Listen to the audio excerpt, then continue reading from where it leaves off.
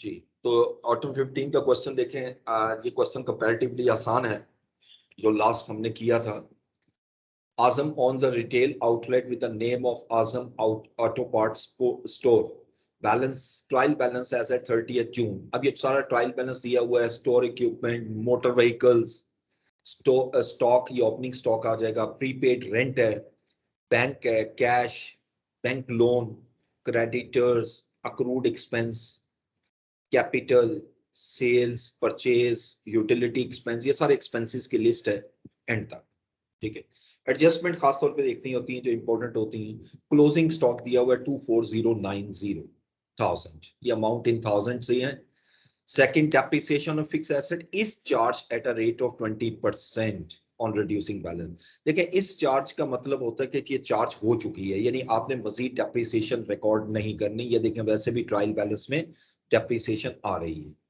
लेकिन आगे लिखता है store equipment was purchased on 1 July 2014। हमारा अकाउंटिंग ईयर जो है वो स्टार्ट हो रहा है 1 जुलाई 2014 से ही। साल के शुरू में खरीदा 1400 का, लेकिन इसकी डेप्रिसिएशन रिकॉर्ड नहीं हुई। तो अब डेप्रिसिएशन की एडजस्टमेंट आएगी।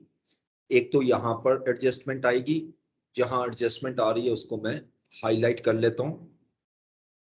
एक यहाँ पर एडजस्टमेंट आएगी और दूसरा उस एसेट में से, शॉप इक्विपमेंट में से भी इसका इफेक्ट आएगा। ठीक है, जो मजीद डेप्रिसिएशन रिकॉर्ड करेंगे वो लेस हो जाएगी। इसके दो इफेक्ट यहाँ आएंगे।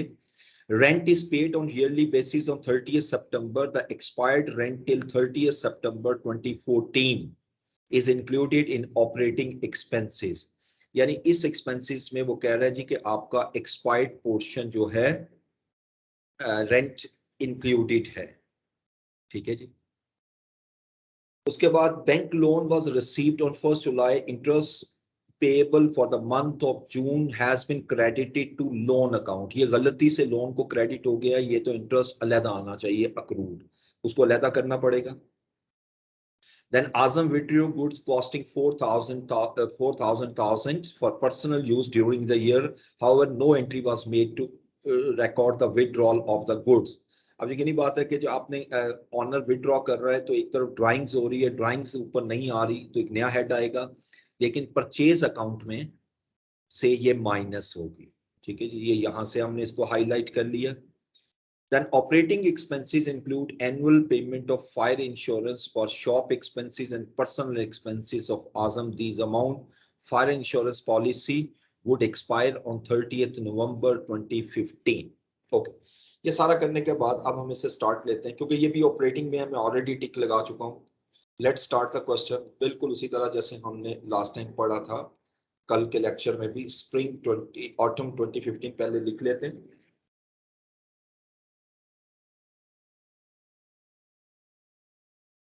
और इसका क्वेश्चन नंबर 5।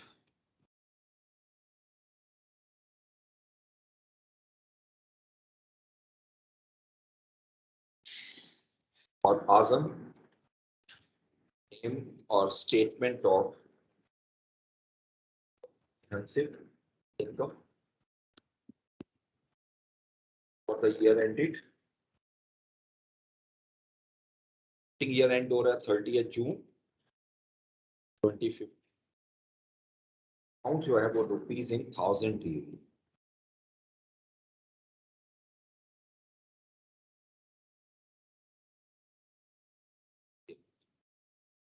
बट बना लिया हमने। अब वर्किंग के लिए हम यहाँ पर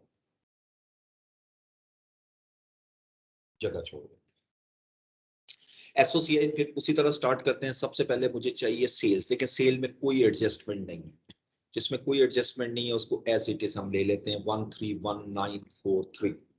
लेकिन ये देख लें कि रिटर्न तो नहीं है इसकी, सेल्स रिटर्न, सेल्स रिटर्न नहीं है, तो ये सारी सेल्स जो है इन कॉलम में आ जाएगी 131943। ठीक है, अब इसमें से कॉस्ट ऑफ लेस करते हैं, कॉस्ट ऑफ सेल्स हमने। अब इसमें ओपनिंग स्टॉक चाहिए। सबसे पहले मुझे ओपनिंग स्टॉक दिया हुआ है क्वेश्चन में, दिस वन 14,500, 14,500। अब इसमें ऐड करूंगा परचेसेस, इसमें एडजस्टमेंट भी है, ठीक है जी। तो ये परचेसेस में पहले ले लेता हूँ 109,550, 105,950। पहले तो देख लें कि परचेज रिटर्न तो नहीं गिवन, परचेज रिटर्न गिवन नहीं है, क्योंकि होती तो क्रेडिट साइड पे होती। अब एक एडजस्टमेंट हमने पढ़ी थी, एडजस्टमेंट नंबर 7, कि आजम withdrew goods rupees 4,000 for personal use, however no entry was made to record the withdrawal of goods। ठीक है, तो ये हमने इसको हाईलाइट कर लिया, और ये ड्राइंग्स है, इसको लेस कर दें, तो गुड्स की ड्राइंग्स है वो इसमें से लेस करेंगे। और अब इसमें से मैंने डायरेक्ट एक्सपेंसेस देखने हैं, तो डायरेक्ट एक्सपेंसेस में देखें तो कोई भी डायरेक्ट एक्सपेंस क्वेश्चन के अंदर गिवन नहीं। पहले इतने हिस्से को टोटल कीजिएगा, से हम लेस कर देते हैं क्लोजिंग स्टॉक। क्लोजिंग स्टॉक हमें एडजस्टमेंट में दिया हुआ है, ये एक एक इफेक्ट हम ले रहे हैं, 24090, ये लेस कर दें। अब मेरी सीजीएस मुकम्मल हो जाएगी, ये सीजीएस में यहां ले आता हूं,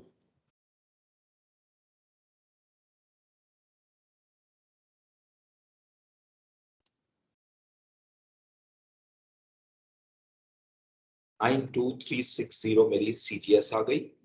अब सेल्स में से हम सीजीएस लेस करेंगे, this one is the gross profit. हमारी अदर इनकम कोई है, क्रेडिट साइड पे देख लें, लोन है, क्रेडिटर्स हैं, अक्रूड एक्सपेंसेस हैं, कैपिटल है, बस 4 आइटम रह गई हैं। इसका मतलब कि किसी किस्म की कोई भी अदर इनकम नहीं है, तो बस सिंपली लेस कर दें एक्सपेंसेस।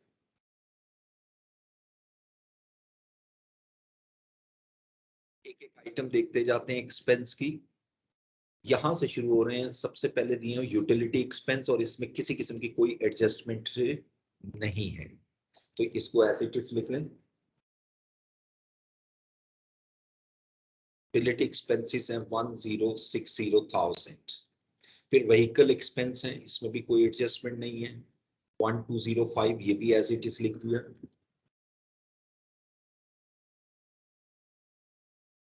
05, देन इंटरेस्ट एक्सपेंस, हाँ इसमें एडजस्टमेंट है थी, वो जो लोन वाली ना, ये मैंने हाईलाइट नहीं किया था।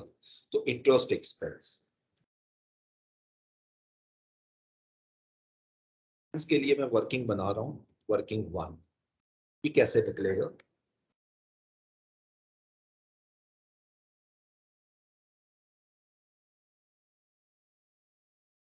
अच्छा, अब यहाँ पर हमें एक हिंट दिया हुआ है, और हिंट क्या दिया हुआ है, देखिएगा कि bank loan was received on 1 July 2014, यानी साल के शुरू में लिया है, और interest payable for the month of June has been credited to loan account. यानी वो जो एक महीने का इंटरेस्ट है जो आपने अक्रू करना था, वो गलती से ये लोन अकाउंट में शामिल कर दिया है, तो लोन में से माइनस भी होगा। ठीक है, तो अब देखें, पहले तो गिवन अमाउंट ले लें।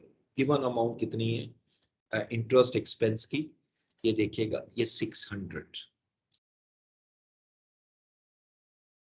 ऐड करना है आपने अक्रूड। अब अक्रूड कैसे ऐड होगा, देखिए ये जो 600 की अमाउंट है, ये कितने महीने की होगी, क्योंकि उसने कहा है कि 1 जुलाई को आपने लोन लिया है, और एक महीने का इंटरेस्ट जो है वो गलती से लोन को क्रेडिट हो गया है। यानी इसका मतलब ये हुआ कि ये जो 600 की अमाउंट आ रही है, ये जो लोन में, ये 11 मंथ का इंटरेस्ट है। मुझे इसको 12 मंथ में एक महीने का निकालना है, 1/11,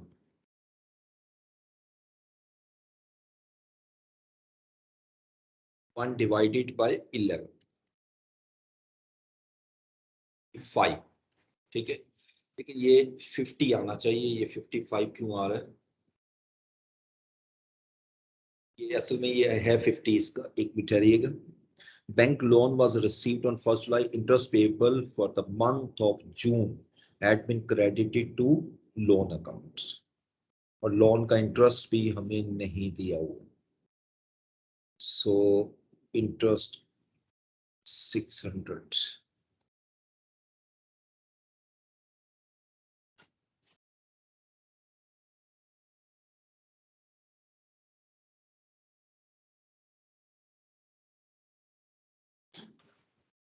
सर 600 इंटू 1/12 नहीं होगा?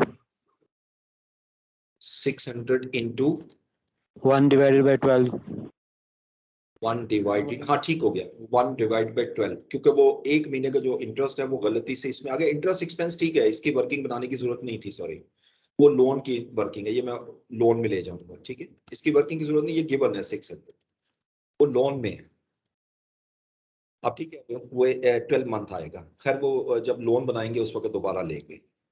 अच्छा, इंटरेस्ट एक्सपेंस के बाद नेक्स्ट हेड देखिएगा, रेनोवेशन एक्सपेंस। अच्छा, इसकी भी एडजस्टमेंट थी, ये मैं स्किप कर गया हूँ। देखिए वो लिखता है renovation expense represent cost of fixture purchase of the shop, यानी ये एक्सपेंस नहीं है, वो कह रहा है ये फिक्सचर्स हैं, तो ये तो यहाँ नहीं आएंगे। अब उसके बाद सैलरीज एंड वेजेस,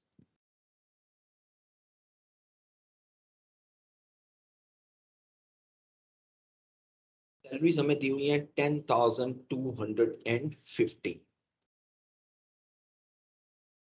इसके बाद डेप्रिसिएशन और इसकी एडजस्टमेंट है, इसको वर्किंग में कन्वर्ट करते हैं, वर्किंग नंबर 1, और ये वर्किंग जो है इसको मैं चेंज कर लेता हूँ।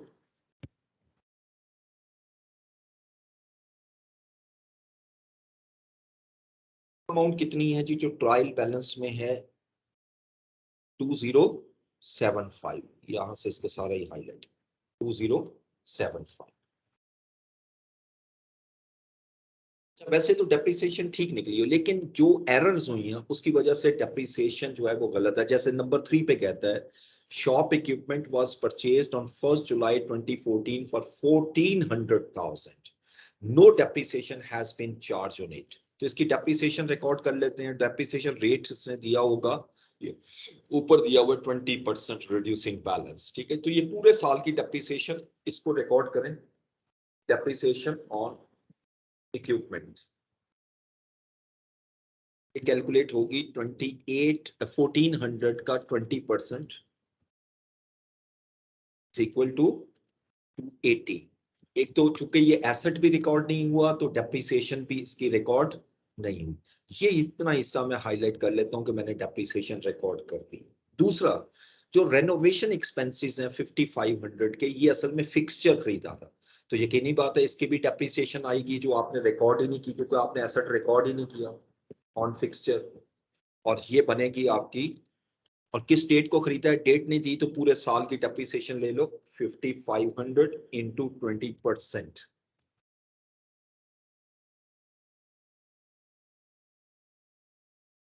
This is the total depreciation expense. अब इसका एक इफेक्ट जो है वो मैं ले चुका हूं, इसलिए मैं इसको हाईलाइट कर दूं। दूसरा इफेक्ट इसका भी आएगा, और जब दूसरा इफेक्ट आएगा तो मैं यहाँ पे हाईलाइट करूंगा नंबर्स पे, ठीक है। अब इसको टोटल कर लेते हैं, इसका टोटल आ रहा है 3455। This is the depreciation expense. ये मैं एसओसीआई में ले जाता हूँ।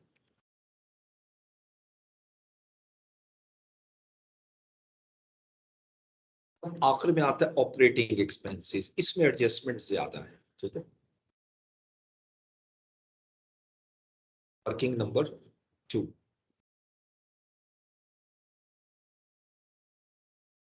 यहीं से उठाते हैं इसको, वर्किंग 2 एक्सपेंसेस। गिवन अमाउंट पहले ले गए, ऑपरेटिंग एक्सपेंसेस जो गिवन है वो 6046 है। अब इसमें एडजस्टमेंट शुरू कर दीजिए। ऑपरेटिंग एक्सपेंसेस से रिलेटेड जो एडजस्टमेंट है, एक तो ये रेंट के मतलब लिख रहा है, rent is payable on yearly basis on 30th सितंबर। देखें ऊपर देखें तो प्रीपेड रेंट आ रहा है, ठीक है, 2000 का, यानी कि आपने इसको प्रीपेड रिकॉर्ड किया हुआ है। तो expired rent till 30th September 14 is included in operating expense, यानी इसमें 9 मंथ का जो रेंट है वो इसके अंदर शामिल है, वो यहाँ से माइनस करना पड़ेगा और एक्सपेंस में ऐड करेंगे। तो वो रेंट एक्सपेंस यहाँ ले आए, और रेंट कितना बनेगा 9 मंथ का, क्योंकि वो एक्सपायर हो चुका है और वो अभी तक उसमें शामिल है, ठीक है। तो ये बनेगा आपका 2000 का 9/12, 2000 इंटू 9/12, ये 1500 रेंट ऐड हुआ इसमें, ठीक है। एक तो ये एडजस्टमेंट हमने एक इफेक्ट यहाँ ले लिया, दूसरा प्रीपेड में लेंगे। सेकंड देखें तो ऑपरेटिंग एक्सपेंस। सर जी जी सर बहुत ज्यादा सर बीच में गायब हो जाती है।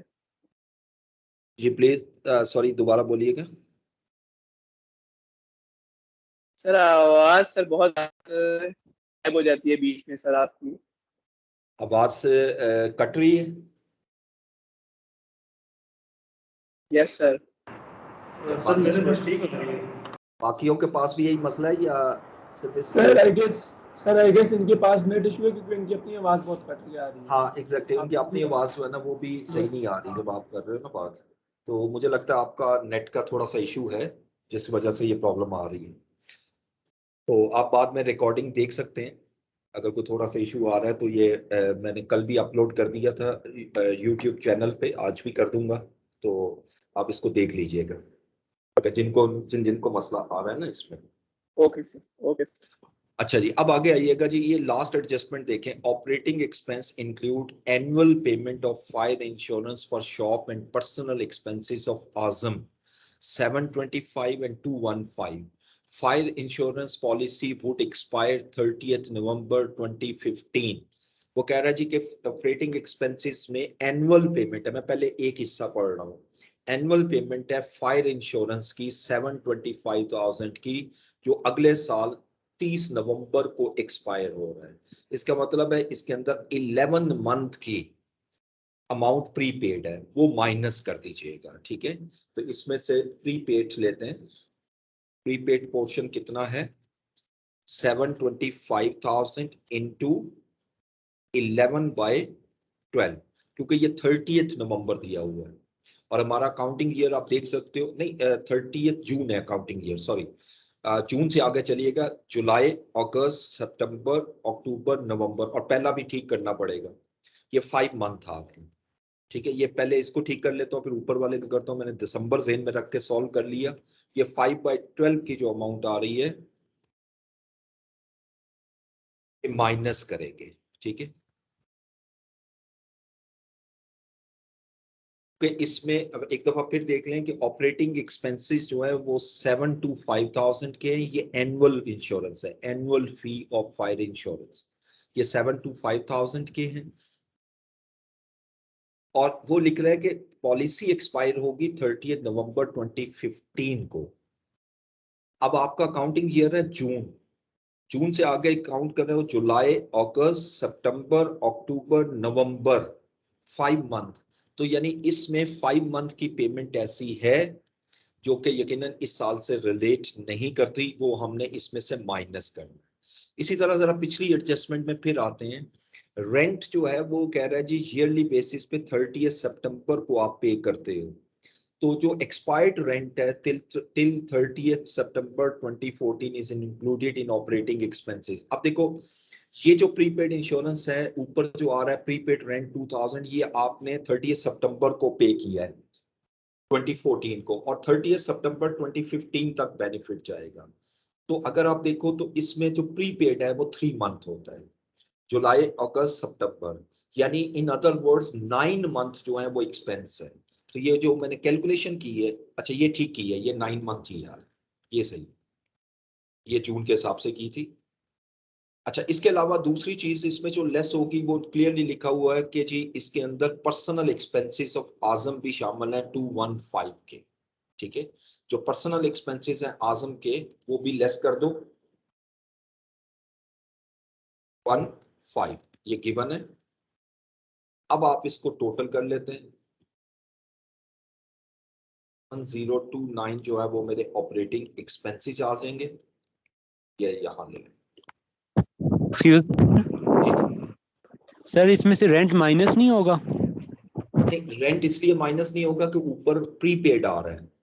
जब ये एक असूल याद रखिएगा कि जब आपको ट्रायल बैलेंस में प्रीपेड आ रहा हो तो आपने एंट्री एक्सपेंस पोर्शन की करनी होती है, और अगर एक्सपेंस आ रहा हो तो प्रीपेड पोर्शन की करनी होती है, ठीक है। मैं एक दफा दोबारा फुली रिपीट करता हूँ। अगर आपको ट्रायल बैलेंस में प्रीपेड दिया हो और आपने एक्सपेंस पोर्शन कैलकुलेट करना है, यानी इस साल से कितना रिलेट करता है, तो आपका जो अक्टूबर से शुरू होगा और जून तक 9 मंथ बनते हैं, तो 9 मंथ यहां से माइनस होंगे प्रीपेड से और एक्सपेंस में ऐड होंगे। ठीक हो गया। और अगर कोई ऐसा प्रीपेड जो एक्सपेंस में शामिल हो तो आपने उसमें सिर्फ उतना पोर्शन निकालना होता है जो प्रीपेड हो। और प्रीपेड पोर्शन जो है, जैसे दूसरे केस में अगर आप देखें तो हमारा जो प्रीपेड पोर्शन था वो 5 मंथ बनता था। 5 मंथ की कैलकुलेशन करके एक्सपेंस में से माइनस करना है और प्रीपेड में ऐड करना है। तो ये दो प्रोसीजर होते हैं, ये डिपेंड करता है कि ऊपर ट्रायल में क्या दिया है, इसलिए एक माइनस हो रहा है और एक प्लस हो रहा है। Okay okay thank you. अच्छा, अब इसके अलावा देखते हैं कौन सी एडजस्टमेंट रह गई। ट्रायल तो मैंने पूरा कर लिया, अब डेप्रिसिएशन हम ले चुके हैं, ये तो इंफॉर्मेशन थी। शॉप इक्विपमेंट ये नंबर 3 भी हो चुकी, 4 भी, 5 भी, 6 जो है वो सिर्फ एक लोन में से निकाल के अक्रूड में डालना है, इसका एसओसीआई से कोई ताल्लुक नहीं है। 7 भी हो गया और 8 भी हो गई, सारी एडजस्टमेंट हम ले चुके हैं। अब इसके बाद हम इसको टोटल करते हैं।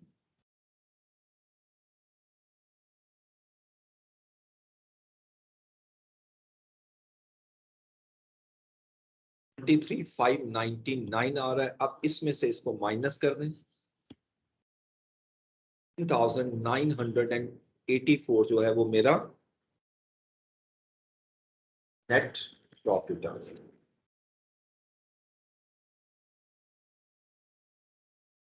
अब हमने बनानी है स्टेटमेंट ऑफ फाइनेंशियल पोजीशन। वहां से आइडिया होगा कि ये इक्वल आएगी या नहीं आती। एस एट और स्टेटमेंट ऑफ फाइनेंशियल पोजीशन, तो सबसे उसी तरह एसेट से स्टार्ट करते हैं और इसमें हेडिंग देते हैं non current assets. Non current asset कौन कौन से हैं? सबसे पहले शॉप इक्विपमेंट, और इसमें एडजस्टमेंट भी है। तो ये शॉप इक्विपमेंट दिया हुआ है आपको नेट अमाउंट, यानी जो डेप्रिसिएशन थी वो इसमें से ऑलरेडी माइनस हो चुकी हुई है, जो पहले रिकॉर्ड हुई है। जो मजीद हमने रिकॉर्ड करनी है वो मुझे माइनस करनी पड़ेगी। ये बनता है 5880, 5880। अब इससे रिलेटेड एडजस्टमेंट में आते हैं कि अगर शॉप इक्विपमेंट आपने बाय किया था 1400,000 का, जो कि यकीनन इसके अंदर शामिल है, सिर्फ इसमें मसला ये है कि इसकी डेप्रिसिएशन हमने रिकॉर्ड नहीं की थी। तो जब मैंने डेप्रिसिएशन रिकॉर्ड कर ली थी, जो वर्किंग वन में आ रही है 280, वो इसमें से मैं लेस कर देता हूं।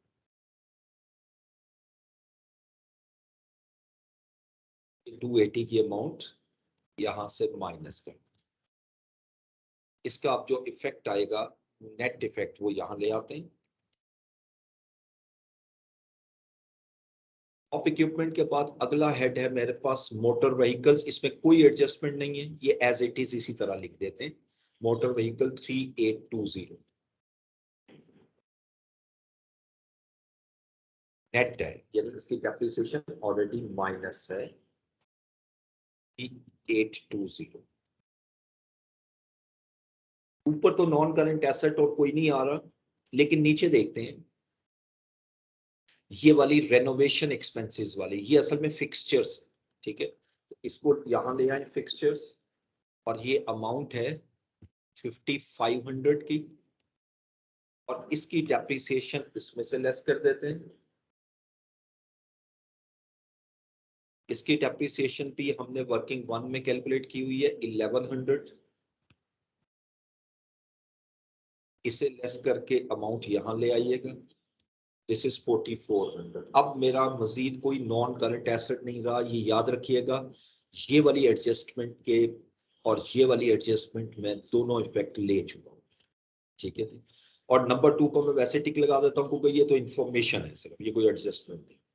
तो अब मेरे पास अभी भी 5 एडजस्टमेंट्स रहती हैं जो स्टेटमेंट ऑफ फाइनेंशियल पोजीशन में आएंगी। ओके जी, अब आइएगा नेक्स्ट में। ये कंप्लीट करने के बाद पहले नॉन करंट एसेट को हम टोटल कर लेते हैं। 13820 अकाउंट। अब यहां पर करंट एसेट्स केयरफुली देखना है, स्टार्ट करना है मैंने प्रीपेड से। अब देखो प्रीपेड रेंट दिया हुआ है, रेंट दिया हुआ है 2000, लेकिन इसमें से अगर आप देखो तो 1500 की अमाउंट हम ऑलरेडी एक्सपेंस को ट्रांसफर कर चुके हैं। देखिए एक्सपेंस में ये प्लस हो रहा है और प्रीपेड में से माइनस होता है। ठीक है, ये इफेक्ट उल्ट चलता है एक दूसरे से। तो ये प्रीपेड एक्सपेंस जो आ रहा है, रेंट आ रहा है, वो मेरे पास, ये मैं हाईलाइट कर देता हूँ, ये मैं ले चुका हूँ, 500 रह गया। इसके अलावा एक नया प्रीपेड भी क्रिएट हुआ था जो हमने कैलकुलेट किया था, राइट, और वो कौन सा था? Prepaid insurance. मैंने वहां से लेस की थी अमाउंट, यहाँ पर आ जाएगी। ठीक है, इसको माइनस लगा देते हैं, खत्म हो जाएगा। प्रीपेड है, पहले एक था अब दो है, और ये प्रीपेड इंश्योरेंस वाली जो है एडजस्टमेंट, वो ये इसमें से एक हिस्सा मैं ले चुका हूँ, लेकिन अभी मैं टिक नहीं लगाता कि दूसरा हिस्सा रहता है। प्रीपेड के बाद हमें स्टॉक चाहिए, और स्टॉक यहाँ पर जो आएगा वो क्लोजिंग स्टॉक है, जो है 24090। इसको भी हाईलाइट कर दें। उसके बाद फिर हमने देखना है और क्या है, सिर्फ बैंक और कैश दिया हुआ है, डेटर्स यहाँ पर है ही नहीं। ठीक है, तो सिंपल बैंक अकाउंट लिख लो 500 का, और कैश अकाउंट 50। तो ये एस डेबिट साइड आप देख सकते हो पूरी हो चुकी है।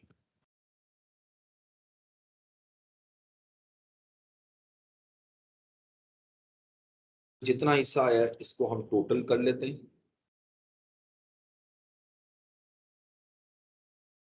मेरे करंट एसेट्स, अब करंट और नॉन करंट को ऐड करेंगे तो ये मेरे पास टोटल एसेट्स कैलकुलेट हो गए। एक side statement of financial position की हमने तैयार कर ली।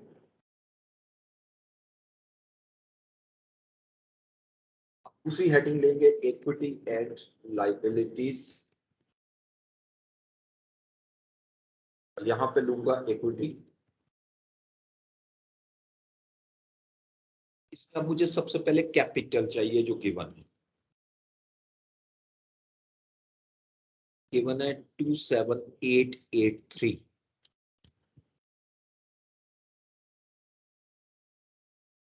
अब इसमें मुझे ऐड करना है नेट प्रॉफिट। हमने कैलकुलेट किया था एसओसीआई में 15984। इसको पहले प्लस कर लें, अब इसमें से लेस करेंगे ड्राइंग्स।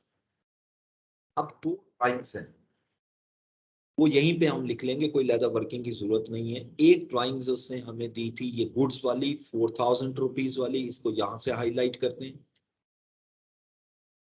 4000 प्लस। और एक ये 215 की ड्राइंग्स थी जो पर्सनल एक्सपेंसेस थे, ये भी एडजस्टमेंट अब मैं यहाँ पूरी ले आ चुका हूँ। 215 जो बनती है वो 4215 आ जाएगी, तो मेरी इक्विटी पोर्शन कंप्लीट होगी, दैट इज 39652। ठीक है जी।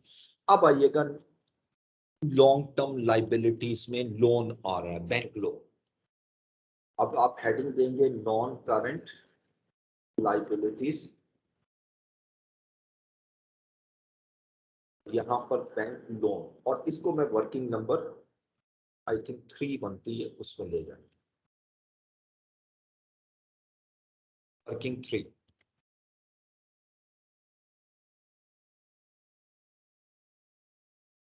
लोन। अब इसमें जो गिवन अमाउंट है वो ले लें, वो है हमारे पास 5050। अब वो जो एडजस्टमेंट पड़ी थी ना कि बैंक एक महीने का इसमें इंटरेस्ट पेएबल इसमें शामिल है, वो एक महीने का इंटरेस्ट हम कैसे निकालेंगे कि ये जो 600 का इंटरेस्ट है ये पूरे साल का इंटरेस्ट है, इसमें से एक महीने का इंटरेस्ट निकाल लेते हैं, इंटरेस्ट पेएबल। ये निकलेगा 600 इंटू 1/12 बनेगा 600/12 50। ये 50 अब इसमें से लेस किया तो मेरे पास लोन की अमाउंट आ गई 5000 की, यानी 5000 अमाउंट यहां ले आते हैं बैंक लोन की।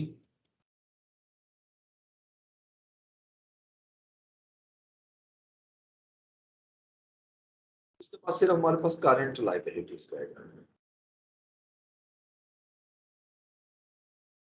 लेकिन अब रह क्या गया, अगर पूरे ट्रायल में देखें तो सिर्फ दो अमाउंट, क्रेडिटर्स और अक्रूड। तो पहले क्रेडिटर्स लिख लें क्योंकि इसमें भी कोई एडजस्टमेंट नहीं है। क्रेडिटर्स में 2500 की अमाउंट आ गई, इसको बेशक यहाँ लिख लें, कोई एडजस्टमेंट तो है नहीं।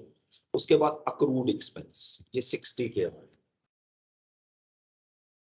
लेकिन इसमें हमें वर्किंग बनानी पड़ेगी। वर्किंग नंबर 4, छोटी सी वर्किंग, वो जो इंटरेस्ट है ना वो यहाँ ऐड कर दें। Working 4 accrued expenses. Accrued expenses जो गिवन है दैट इज 60 मिलियन, और इसमें जो इंटरेस्ट है वो अब माइनस नहीं होगा, ये प्लस होगा, क्योंकि आपने लोन पेपर से निकाल के यहाँ ले आना, यानी नॉन करंट लाइबिलिटी से निकाल के करंट लाइबिलिटी में ट्रांसफर करना है। इसके दोनों इफेक्ट जो है इस एडजस्टमेंट के, वो स्टेटमेंट ऑफ फाइनेंशियल पोजीशन में आ गए। ठीक है, और रेंट वाला भी मैं ले जा चुका हूँ, ये भी हो चुका है। तो अब देखिए सारी एडजस्टमेंट भी पूरी हो गई, ट्रायल बैलेंस भी पूरा हो चुका है। अब हम टोटल करते हैं और इंशाल्लाह ये टैली होगा।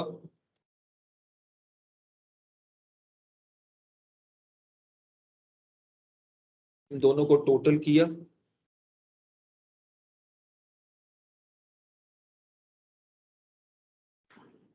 एक अमाउंट ये है मेरी, एक अमाउंट ये है करंट, नॉन करंट और इक्विटी। 57,262 ये मेरे टोटल एसेट से टैली कर गया, और यहां मैं लिख देता हूं टोटल इक्विटी एंड लायबिलिटीज। बताइए इस क्वेश्चन में कोई मसला, कोई चीज पूछनी हो?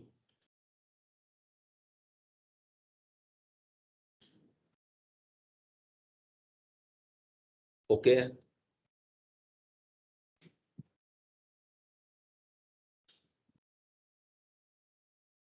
सर वर्किंग टू समझा दें दोबारा। किसका जी? वर्किंग टू ऑपरेटिंग एक्सपेंसेस वाली। इनटू, देखिए ऑपरेटिंग एक्सपेंसेस में एक तो गिवन अमाउंट आपको ट्रायल बैलेंस में ऑलरेडी गिवन है, वो तो हमने एज इट इज ले ली। अब इसमें जो रेंट है ना, रेंट का जरा खास तौर पे देखें कि रेंट प्रीपेड दिया हुआ है। ये जो रेंट दिया हुआ है हमें, ये प्रीपेड दिया हुआ है, ये ख्याल करना है। यहाँ पर प्रीपेड, ये देखिए 2000, जब क्वेश्चन में प्रीपेड दिया हो, इसका मतलब जब रेंट पे किया था तो आपने प्रीपेड रिकॉर्ड किया था। अब इस साल का जितना भी आपका एक्सपेंस बनता है वो यहां से माइनस होगा, एक्सपेंस में ऐड होगा। तो जरा देखते हैं कि रेंट के मुतालिक क्या वो लिख रहा है। Rent is payable on yearly basis on 30 सितंबर, यानी हम 30 सितंबर को हर साल पे करते हैं, तो इस साल में हमने पे किया 30 सितंबर को। अब 30 सितंबर से ऑनवर्ड चलिएगा जून तक, वो एक्सपायर हो चुका है। जुलाई, अक्टूबर, नवंबर, दिसंबर और 6 मंथ आगे 9 मंथ। तो इसका जो 9 मंथ का अमाउंट बन रही है वो एक्सपेंस में ऐड होगी, लेकिन प्रीपेड में माइनस होगी। ये देख सकते हैं, ये प्रीपेड में से मैंने माइनस की। ठीक है, दूसरी तरफ जो आपका प्रीपेड दिया हुआ ऊपर expense, this one operating expenses include annual payment of fire insurance for shop, ये ऑपरेटिंग एक्सपेंस में शामिल है। और ये अमाउंट कितनी है? Amounting to ₹725,000। ये पूरे साल की पेमेंट है। इसमें वो पेमेंट जो इस साल से रिलेट नहीं करती वो निकाल दो, वो ये लिखा हुआ है कि fire insurance policy would expire on 30 नवंबर। अब जून के बाद नवंबर तक 5 मंथ बनते हैं, तो 5 मंथ का जो इंटरेस्ट है वो अब आप एक्सपेंसेस में प्रीपेड शामिल है, वो यहां से लेस किया और वहां पर जाकर प्रीपेड में ऐड कर दिया। ये देखें प्रीपेड में मैंने जाकर इसको शो कर दिया 30 और बाइंग्स दी हुई है वो इसी एडजस्टमेंट में दी हुई है 215 की, वो ये आ गई। ठीक हो गया? Yes, sir. Thank you. अच्छा जी, अब अगला पेपर फिर हस्बे मामूल थोड़ा सा टफ है।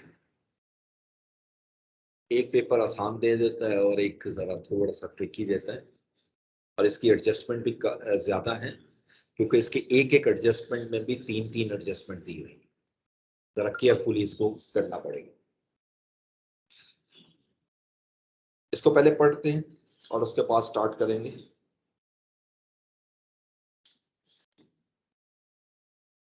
Okay, following summarized trial balance as at 31st December 2015 pertains to Moon Trading who deals in office machines. अब यहाँ पर देखें फिक्स एसेट गिवन है, accumulated depreciation, trade debtors, provision, यहाँ पर प्रोविजन भी है, इन्वेंट्री। जो ट्रायल बैलेंस में इन्वेंट्री दी होती है मैंने आपको बताया था कि ये ओपनिंग इन्वेंट्री हो, ठीक है। प्रीपेमेंट्स, एडवांसेस एंड अदर रिसीवेबल्स, ये सारा एक ही हेड है, यानी प्रीपेमेंट्स भी इसी में है, एडवांसेस भी इसी में, अदर रिसीवेबल भी इसी में। कैश एंड बैंक बैलेंस और फिर capital, bank loan, trade creditors, accruals and other payable, ठीक है। यहाँ पर अक्रूवल और अदर पेएबल इसमें शामिल है। Sales revenue, purchases, selling and administrative expenses, interest on bank loan, bank charges, other income, और एक सस्पेंस अकाउंट दिया हुआ है। यकीनी बात है कोई एरर हुई है जिसकी वजह से उसने सस्पेंस अकाउंट ट्रायल बैलेंस में क्रेडिट साइड पे लिखा हुआ है, वो देखेंगे कि इसमें कैसे करेक्ट किया जाए। अच्छा, inventory is valued under the FIFO methods. Value of inventory as at 31st December 2015 amounting to 530 million. ये मेरा क्लोजिंग स्टॉक है, लेकिन नीचे वाली एडजस्टमेंट बहुत जरूरी है। वो लिखता है during stock taking it was noted that a photocopy machine appearing in inventory is being used in office since 1st October 2015. मेरा अकाउंटिंग ईयर 31 दिसंबर है, यानी एक फोटोकॉपी मशीन जो आपने इन्वेंट्री में रखी हुई थी बेचने के लिए, उसको आपने ऑफिस में यूज कर लिया 1 अक्टूबर से, तो ये इन्वेंट्री से माइनस होगा, ठीक है। और परचेज में से भी माइनस होगा क्योंकि वो गुड्स तो परचेज हुई नहीं। The cost of machine is 0.78, ये फिक्स एसेट बनेगा और डेप्रिसिएशन भी आएगी। 4 computers were found to be short. It was discovered that these computers costing 0.32 million had been issued for use by the proprietor's family members. ठीक है, वो कह रहा है कि ये प्रोप्राइटर के फैमिली मेंबर्स ने यूज के लिए लिया था। तो ये ड्राइंग्स है, ये वही गुड्स ड्राइंग्स है जो पिछले क्वेश्चन में भी की है। Item costing 4.5 million were returned to supplier on 31st December 2015. The return was recorded in January 2016, यानी ये दिसंबर में रिकॉर्ड ही नहीं हुई, तो हमें रिकॉर्ड करनी पड़ेगी, तो ये परचेज रिटर्न, ठीक है, ये भी परचेज में से माइनस करेंगे। आखिरी items having invoice value of 2.4 million sold on credit were returned by customer on 31st December 2015. A credit note was issued and recorded by MT on 12th January 2016, यानी ये जो सेल रिटर्न है ये हमारी again 12 जनवरी को record हो रही है अगले साल। और प्रॉफिट मार्जिन 20% ऑफ कॉस्ट है। जब सेल रिटर्न होती है तो उसकी जो कॉस्ट है वो इन्वेंट्री में प्लस भी करनी होती है। नेक्स्ट, डेप्रिसिएशन इज चार्ज, इसका मतलब है डेप्रिसिएशन चार्ज हो चुकी है, जैसे पहले क्वेश्चन में पढ़ा था, on all fixed assets at 20% per annum under straight line method. ठीक हो गया।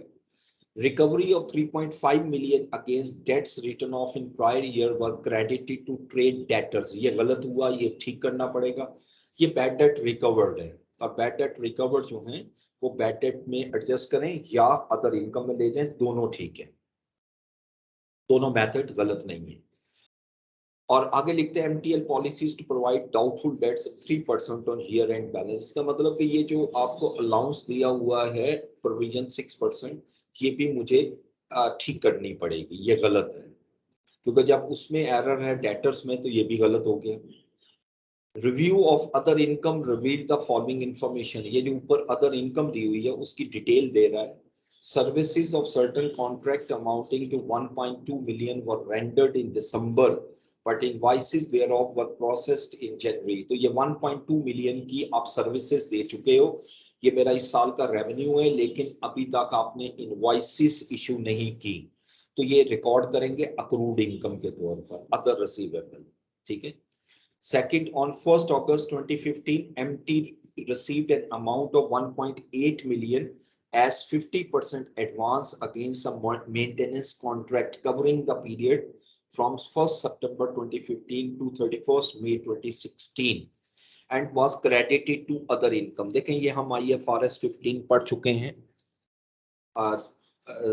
ये बेसिकली सॉरी आपका तो IFRS 15 नहीं अप्लाई होता प्रॉपर्ली उस तरह, लेकिन बहरहाल ये अक्रूवल और प्रीपेमेंट के कॉन्टेक्स्ट में देखें कि ये अमाउंट आपने एडवांस में रिसीव की है और balance would be paid on completion of contract, तो ये भी मुझे ठीक करना पड़ेगा, इसके अंदर भी एरर मौजूद है।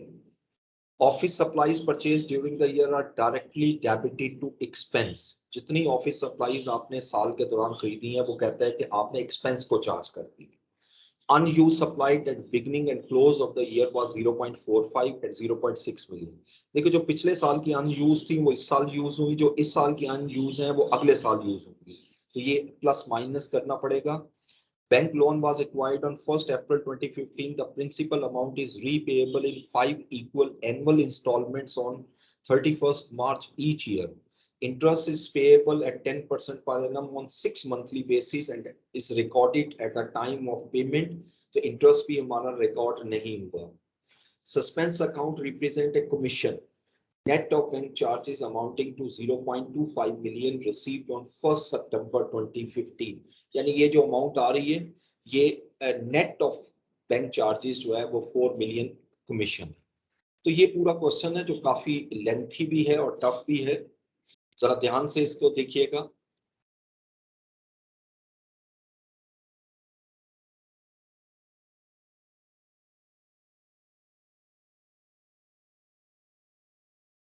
And this paper is spring 16 number 7।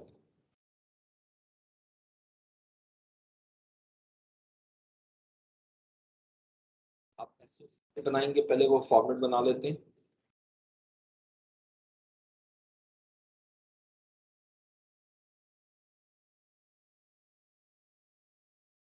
Name of the businessman है मून ट्रेडिंग।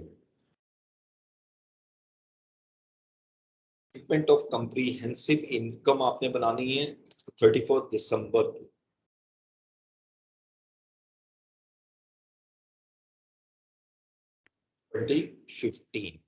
और अमाउंट जो दी हुई है वो रुपीज इन मिलियन है, थाउजेंड्स में नहीं, और इसको ना 2 डेसिमल तक मैं कन्वर्ट कर लेता हूँ।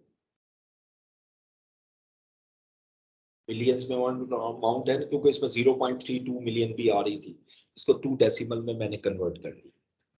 ठीक है, और इसकी वर्किंग सारी यहाँ लाएंगे और इसको भी 2 डेसिमल तक हम कन्वर्ट कर लेंगे।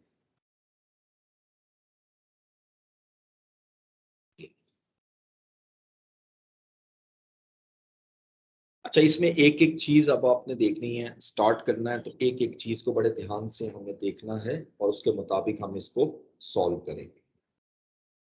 So let's start. सबसे पहले देखिए मुझे चाहिए क्या एसओसीआई में सेल्स, तो सेल्स कितनी दी हुई है वो जरा चेक करते हैं। Sales, this one is sales revenue 2840।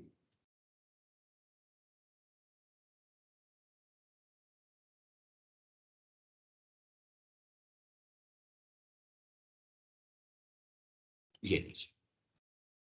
अच्छा, अब इसमें रिटर्न भी है, नीचे देखिएगा ना एक रिटर्न भी आई थी ये वाली कि हमने गुड्स कस्टमर ने गुड्स वापस किए हैं जिसकी इनवॉइस वैल्यू 2.4 मिलियन थी। ठीक है, ये were returned by a customer on 31 December, तो ये सेल्स रिटर्न भी दी हुई है। तो पहले मैं लिखता हूँ सेल्स, अब मैं यही सेल्स यहाँ लाऊंगा और सेल्स गिवन है हमारे पास 2840, ये 2 डेसिमल आ गया, इसमें से लेस कर देता हूँ सेल्स रिटर्न्स, जो कि हमारे पास 2.4 मिलियन थी।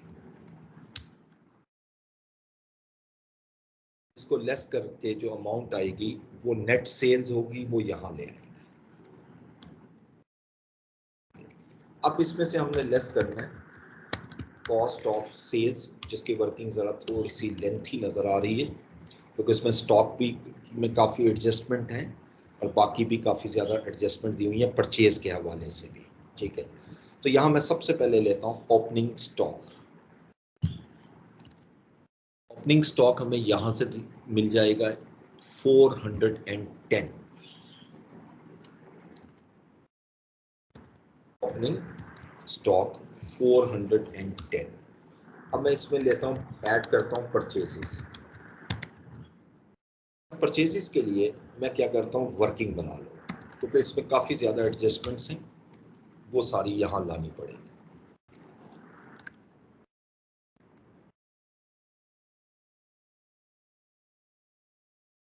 अच्छा, इसमें सबसे पहले उसी तरह लीजिएगा गिवन वैल्यू। परचेज जो गिवन है वो हमारी 2141 की अमाउंट,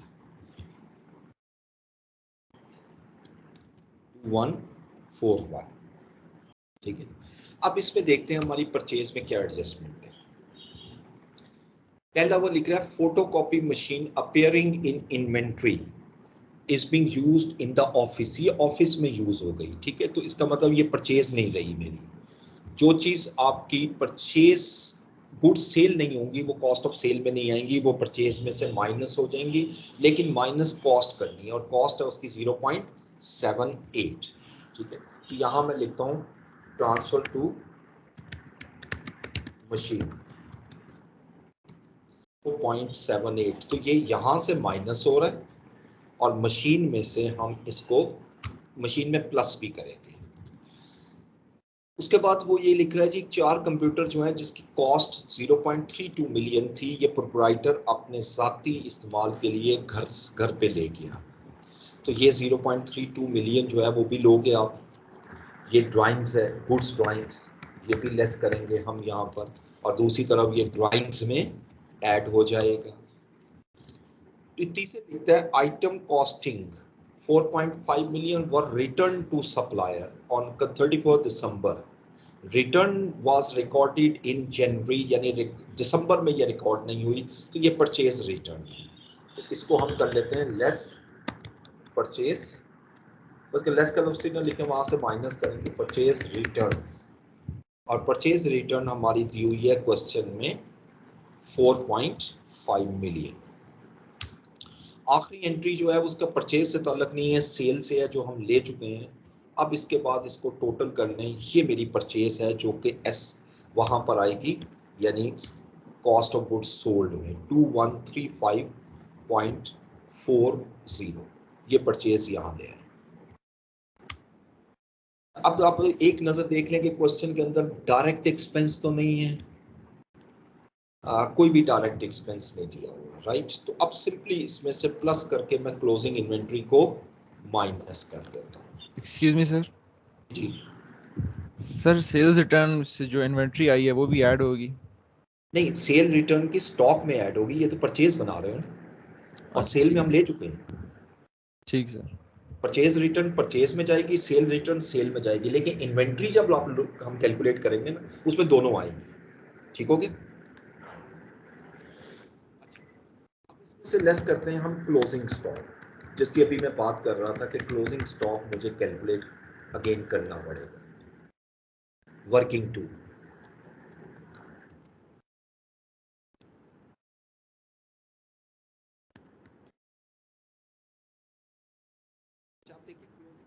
गिवन कितना है, ये एडजस्टमेंट से मिलेगा। ये लिख रहा है इन्वेंट्री जो है वो FIFO बेसिस पे आपने कैलकुलेट की है, जिसकी अमाउंट 530 मिलियन है, ये कैलकुलेटेड वैल्यू है। अब ये जितनी एडजस्टमेंट हमने दोबारा से देखनी है, इसका दूसरा इफेक्ट स्टॉक पे जाएगा, क्योंकि ये फोटोकॉपी मशीन जो है जो आपने 0.78 मिलियन की थी, ठीक है, यकीनी बात है कि ये मशीन जो है ये मशीन बन चुकी है, ये इन्वेंट्री से निकल जाएगी। तो ये वही मैं दोबारा यहाँ पे लाऊंगा और 0.78 लेस करेंगे। तो ये अब आपको डुप्लीकेशन हो रही है, नहीं, ये डबल एंट्री अकाउंटिंग सिस्टम है। ये दो इफेक्ट हैं, एक परचेज में आएगा और एक स्टॉक में से माइनस होगा, ठीक है। उसके बाद नेक्स्ट देखें, अगली एंट्री देखें, वही ड्राइंग्स वाली 0.32 मिलियन। तो ये ड्राइंग्स वाली एंट्री भी तो स्टॉक में से माइनस करनी है, क्योंकि आपके जो कंप्यूटर बेचने के लिए रखे हुए थे वो आपने, ये कंप्यूटर्स का वर्ड यहाँ मैं यूज कर लेता हूँ, वो आपने अब ऑनर ले गया, तो बिजनेस का स्टॉक जो है वो ऑटोमेटिकली कम हो गया, ठीक है जी। इसके बाद तीसरी आइटम जो हमने पढ़ी थी 4.5 मिलियन की, जो गुड्स वापस आई हैं। देखिए जो गुड्स वापस आती हैं, परचेज रिटर्न होती है, यकीनी बात है वो गुड्स जब वापस आएंगी तो स्टॉक बढ़ेगा। तो यहाँ पर मैं परचेज रिटर्न हुई है, नहीं माइनस होगा, वापस की है ना हमने, वापस की है तो ये माइनस होगा। लेकिन जो सेल रिटर्न है, अब मैं सेल रिटर्न लिख रहा हूँ, वही जो अभी आप बात कर रहे थे, मुझसे क्वेश्चन कर रहे थे, वो यहाँ ऐड होगा। लेकिन सेल रिटर्न 2.4 मिलियन से ऐड नहीं होगा। जब ऐड होगा तो कॉस्ट पे होगा, ठीक है। और कॉस्ट उसने दी हुई है कि 20% जो है ना प्रॉफिट मार्जिन इसमें शामिल है। यानी अगर कॉस्ट 100 है तो सेल 120% है। तो अगर ये 2.4 को मैं 100/120 कर दूं तो ये कॉस्ट आ जाएगी, ठीक है। तो सेल रिटर्न जो है ना, ये कॉस्ट पे कैलकुलेट करने का तरीका क्या है कि 2.4 मिलियन इंटू 100/120, क्योंकि इसके अंदर 20% प्रॉफिट शामिल है और मुझे इसको कॉस्ट में कन्वर्ट करना है, और ये प्लस होगी क्योंकि जब सेल रिटर्न होती है तो स्टॉक हमारा बढ़ जाता है और वो सेल रिकॉर्ड नहीं हुई थी, ठीक है। अब ये रिकॉर्ड करने के बाद अब मजीद इसमें कोई एडजस्टमेंट स्टॉक से रिलेटेड नहीं है, आगे दूसरी एडजस्टमेंट्स हैं। तो अब इसको टोटल कर लीजिएगा, तो ये टोटल आ रहा है 526.40। This is the closing stock. ये क्लोजिंग स्टॉक में यहाँ से माइनस करता हूँ और अब जो फिगर आएगा, this is known as cost of goods sold.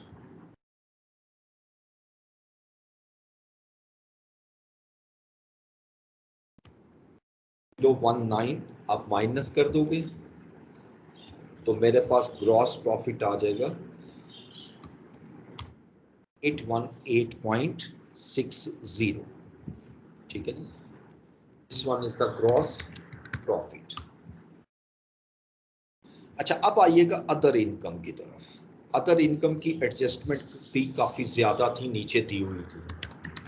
इसमें ऐड कर दें अदर इनकम, और चूंकि एक हेड दिया हुआ है अदर इनकम का, लेकिन इसमें एक नया हेड भी आया, तो इसलिए मैं इसको ना इसको अलग हेडिंग दे देता हूँ और पहले इसी अदर इनकम को ले लेते हैं।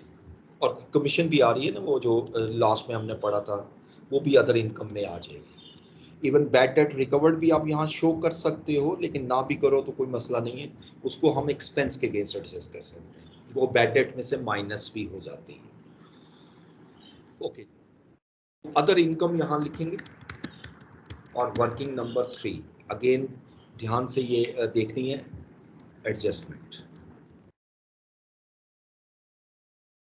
वर्किंग 3 अदर के पहले उसी तरह जिस तरह तरतीब होती है कि गिवन अमाउंट आप उठा लें।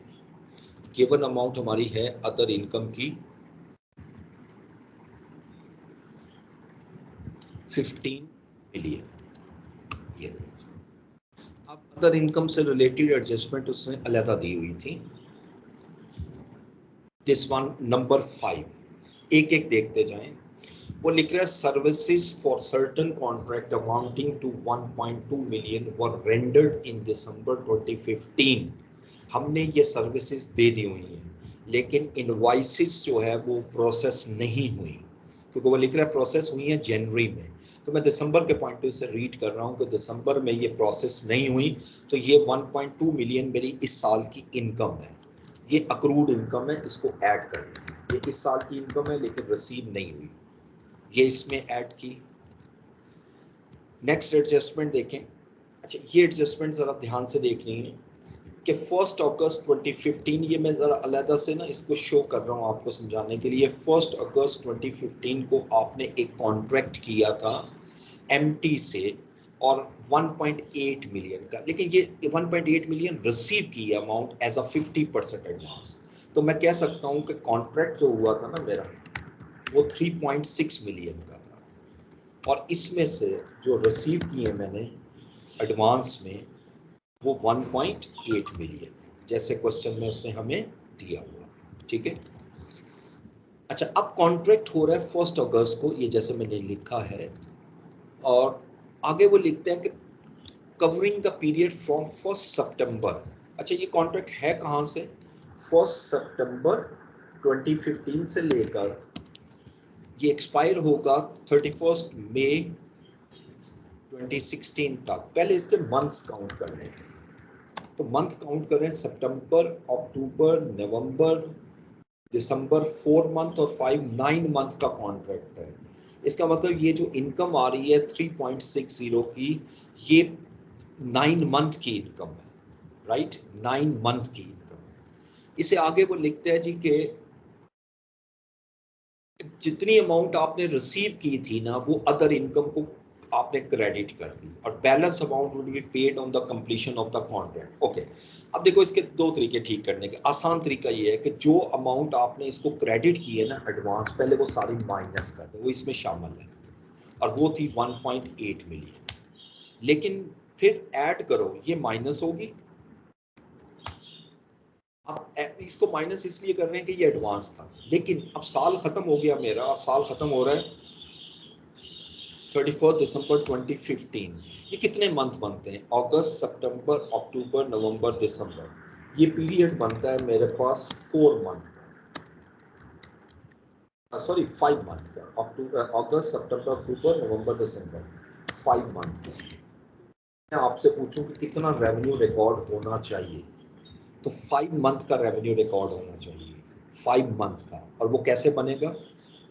वो बनेगा 3.60 कॉन्ट्रैक्ट रेवेन्यू है, इसको 5/9 कर दें, ये इनकम रिकॉर्ड होनी चाहिए। ठीक है, तो यहाँ मैं लिखूंगा income record to be recorded. तो आप कैलकुलेट कर लो 3.60 इंटू 5/9, ये 2 मिलियन की आप इसमें इनकम रिकॉर्ड करोगे। 1.8 माइनस किया और 2 ऐड कर दिया। ठीक है, ये भी एडजस्टमेंट हो गई हमारी, ये सारी एडजस्टमेंट हम ले चुके हैं यहाँ। ठीक है, अच्छा, अब इसके बाद तो नीचे जो आ रहा है ना वो कमीशन है, उसको ज़्यादा लिख लेते हैं, ज़रूरी नहीं है उसमें उसी में मर्ज किया जाए। अदर इनकम की हेडिंग दी हुई है मैंने, तो इसको टोटल कर लें। ये बन रहा है 16.40,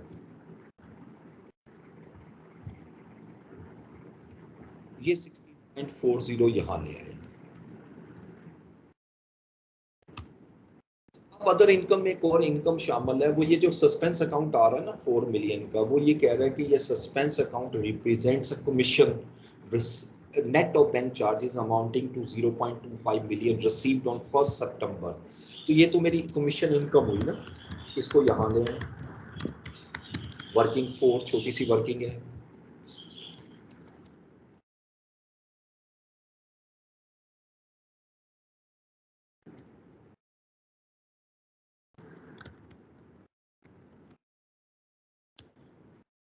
अच्छा जो कमीशन इनकम है वो जो गिवन है ना वो ये है, जो सस्पेंस अकाउंट है 4 मिलियन, ये कमीशन है, दिस वन। अच्छा लेकिन नीचे वो लिखता है एडजस्टमेंट में कि ये नेट ऑफ बैंक चार्जेस है, यानी इसके बैंक चार्जेस डिडक्ट होके ये अमाउंट हमें मिली थी। तो हमारी इनकम फिर 4 मिलियन तो ना हुई ना, हमारी इनकम तो 4.25 मिलियन है। जैसे आपको, आप एक जगह से अर्न करते हैं 10,000 रुपए, उसमें से 500 रुपए वो टैक्स काट लेते हैं, तो आपको जो रकम मिलती है वो 9500 है। तो क्या आप क्या कहोगे कि मेरा इनकम 10,000 है या 9500? ऑब्वियसली यू विल से कि मेरी इनकम 10,000 थी, 500 मेरा एक्सपेंस है। तो लिहाजा इनकम ये जो 0.25 है ये इसमें से माइनस हुआ है, इसको पहले ऐड कर दें बैंक चार्जेस, और फिर इसको एक्सपेंस शो कर देंगे। ये बन रहा है 0.25 मिलियन। अब इसको ऐड किया, ये 4.25 जो है ये मेरी कमीशन इनकम आ जाएगी। इसको भी हाईलाइट कर लें,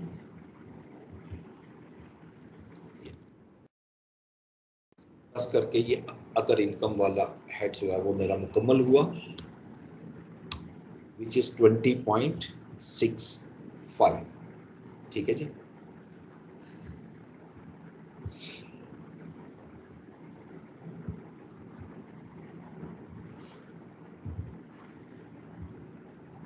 अच्छा, अब इससे आगे चलिएगा नेक्स्ट में 33.6 मिलियन इंटू 5/9, अगस्त, सितंबर, अक्टूबर, नवंबर, दिसंबर,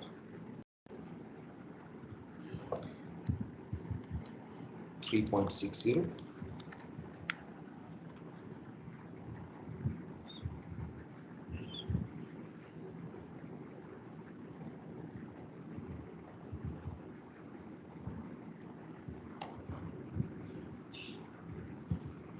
ठीक हो गया। चलिए आगे चलिए।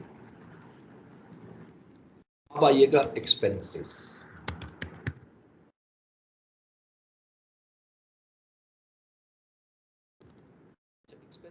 इसमें देखें कौन कौन से दिए हुए। ऊपर तो सारे एसेट्स, लाइबिलिटीज वगैरह दिए, यहाँ से शुरू हो रहा है सेलिंग एंड एडमिनिस्ट्रेटिव, ये सारा कुछ उसी में डाला हुआ है एक ही हेड में। ठीक है, इसकी जितनी एडजस्टमेंट होंगी ना वो भी आपने सेलिंग और एडमिनिस्ट्रेटिव में ही लेनी है, इसकी सारी एडजस्टमेंट वहीं पे आएगी। अब यहाँ पे ले लें selling and administrative expense.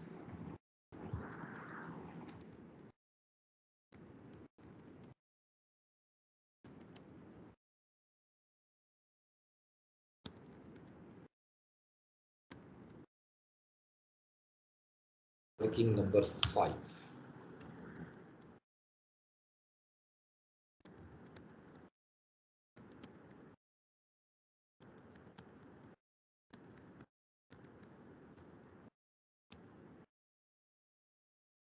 Okay,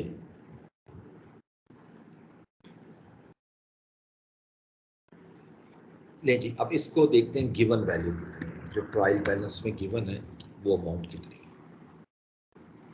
इसमें भी काफी ज्यादा एडजस्टमेंट आएंगी, 540 मिलियन। इसे आगे चलिएगा जी। अब एडजस्टमेंट में आते हैं और एडजस्टमेंट में देखते हैं कि क्या चीज यहाँ पर आएगी एडमिनिस्ट्रेशन एक्सपेंसेस। अच्छा, पहले डेप्रिसिएशन वगैरह बाद में देख लेते हैं, पहले इसकी तरफ आ जाए। डेप्रिसिएशन को छोड़ दें, पहले बाकी चीजें देख लें। देखिए वो लिखता है recovery of 3.5 million against bad debt expense. ये जो बैड डेट एक्सपेंस आपको रिकवर हुआ है 3.5 मिलियन का, वो क्रेडिट कर दिया ट्रेड डेटर्स को। ठीक है, तो ये जो बैड डेट रिकवर्ड है 3.50, ये अमाउंट पहले आप यहाँ ले आए, ये यहाँ से माइनस होगा, माइनस होगी। ये कितनी अमाउंट थी? 3.5 मिलियन की। ये माइनस इसलिए कर रहे हैं, ये एक्सपेंस में से माइनस हो रही है। वैसे या अदर इनकम में ऐड कर लो या एक्सपेंस में माइनस कर लो। अच्छा, अब जरा अगली चीज देखिएगा। देखिए हमने 3% प्रोविजन क्रिएट करनी है जो ऊपर हुई है। अगर आप चेक करना चाहो तो 200 डेटर्स थे और इसका 6% जो है वो प्रोविजन बनती है, 3% प्रोविजन बनती है 36 और जो दी हुई है, यानी इसका मतलब ये प्रोविजन सही कैलकुलेट हुई है। लेकिन इस एडजस्टमेंट में हमने जो 3.5 मिलियन मिला था वो हमने क्रेडिट कर दिया था डेटर्स को। अब मैंने करेक्ट तो कर लिया, जब करेक्ट किया तो डेटर्स बढ़ गए, जब डेटर्स बढ़ेंगे तो प्रोविजन भी इंक्रीज होगी। तो अब मैं यहाँ लेता हूँ इंक्रीज इन प्रोविजन, और किस अमाउंट का 3% बढ़ेगी? इस अमाउंट का, ये जो अमाउंट है इसका 3% ले लेंगे। ठीक है, तो 0.11 जो है वो अमाउंट आ जाएगी। ठीक है, क्योंकि जितनी अमाउंट आपकी रिकॉर्ड हो चुकी है ना वो करेक्ट रिकॉर्ड हुई है। जितनी अमाउंट आपकी बैड डेट रिकवर्ड हुई है जो कि 3.5 मिलियन है, उस पे प्रोविजन रिकॉर्ड नहीं हुई। ठीक है, तो उसको आप 3% कैलकुलेट कर लें। 3.50 का 3% जो आएगा वो 0.11 आ जाएगा। ठीक है, नेक्स्ट आइएगा, एडजस्टमेंट भी हमने ले ली।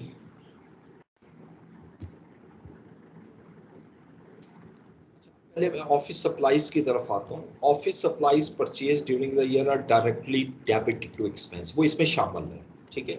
लेकिन वो कह रहे हैं unused office supplies at beginning close of the year amounting to these amount. अच्छा, जो पिछले साल की थी यानी जो ओपनिंग है वो पिछले साल की अनयूज थी, वो इस साल यूज हुई, उसको ऐड कर लो। ऐड करोगे office supplies, opening office supplies वो ऐड हो जाएंगी क्योंकि वो इस साल का एक्सपेंस है 0.45 मिलियन। लेकिन जो इस साल का है ना क्लोजिंग, वो सप्लाईज हैं जो इस साल खरीदी हैं, एक्सपेंस में रिकॉर्ड हो चुकी हैं, लेकिन वो इस साल का एक्सपेंस नहीं है, वो अगले साल यूज होंगी। तो इसमें 0.6 मिलियन माइनस कर दीजिएगा, ठीक है। तो ये एडजस्टमेंट भी मेरी मुकम्मल हुई। अब इसके बाद लोन की यहाँ नहीं आएगी। अब एक रह गई डेप्रिसिएशन वाली, ठीक है। डेप्रिसिएशन कैलकुलेट हो चुकी है, लेकिन ये जो आपने मशीन गलती से नहीं, मशीन जो है वो आपने इन्वेंट्री से रिकॉर्ड की है, उस पर डेप्रिसिएशन रिकॉर्ड नहीं हुई। पहले ये इन्वेंट्री थी, अब ये एसेट बन गया, तो जब एसेट बन गया तो उस पर डेप्रिसिएशन भी लो। अब वो कैसे निकलेगी? 0.78 मिलियन इनटू कितने परसेंट डेप्रिसिएशन रेट दिया हुआ है? 20% इनटू, और 1 अक्टूबर को ये ट्रांजैक्शन हुई है, अक्टूबर नवंबर दिसंबर 3 मंथ की डेप्रिसिएशन जो है वो भी आप रिकॉर्ड करोगे। अब इसको कैलकुलेट कर लें, 0.78 इंटू 20% इंटू 3/12, ठीक है। ये एडजस्टमेंट भी मैं ले चुका हूँ। और अब आप देखें तो ये सारा का सारा मेरा मुकम्मल हो गया, ये भी मुकम्मल हो चुका था 3%।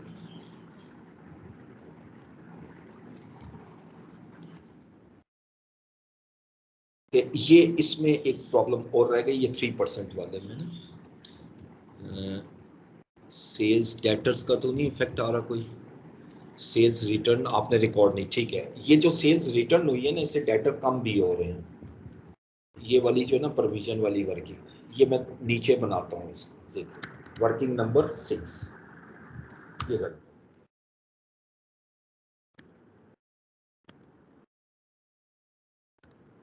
इंक्रीज इन प्रोविजन, ठीक है। हर वो एंट्री जिससे डेटर का बैलेंस बढ़ेगा तो मुझे प्रोविजन बढ़ानी है। हर वो एंट्री जिससे डेटर का बैलेंस कम होगा उससे प्रोविजन कम करनी है, ठीक है। अब जरा देखिएगा कि जब आपकी सेल रिटर्न हुई थी 2.4 मिलियन की, जो आपने रिकॉर्ड नहीं की थी, अब जब मैं रिकॉर्ड करूंगा तो डेटर्स 2.5 मिलियन से कम हो जाएंगे, ठीक है। तो यहाँ मैं लिखूंगा provision on sales returns, sale return वाली अमाउंट से डेटर्स कम हो रहे हैं, इससे प्रोविजन बढ़ेगी नहीं, कम होगी। 2.4 मिलियन का 3%, ये 2.4 मिलियन का मैं 3% यहाँ से माइनस करता हूँ, यानी डिक्रीज इन प्रोविजन। और फिर दूसरी वो मैंने सही कैलकुलेट की थी, जो ऊपर कैलकुलेट हुई है 0.11 की जो अमाउंट आ रही है, ये कौन सी अमाउंट है? जो आपके बैड डेट रिकवर्ड हुए हैं, यानी प्रोविजन बैड डेट रिकवर्ड। जो जब बैड डेट रिकवर्ड होते हैं तो उससे डेटर्स बढ़ते हैं, और जब डेटर्स बढ़ेंगे तो यकीनी बात है फिर हमारी प्रोविजन भी बढ़ेगी। तो 3.5 का 3% लेंगे तो ये इंक्रीज हो गई। इसका नेट इफेक्ट ले लें 0.03, ये अमाउंट जो है वो यहाँ पर ले आएंगे। अब आप इसको टोटल करेंगे, अब ये मेरे पास सेलिंग और एडमिनिस्ट्रेशन एक्सपेंसेस जो हैं वो आ गए 536.42। ये एक्सपेंसेस को यहाँ ले आते हैं 536.42। अगला हेड देखिएगा, interest on bank loan.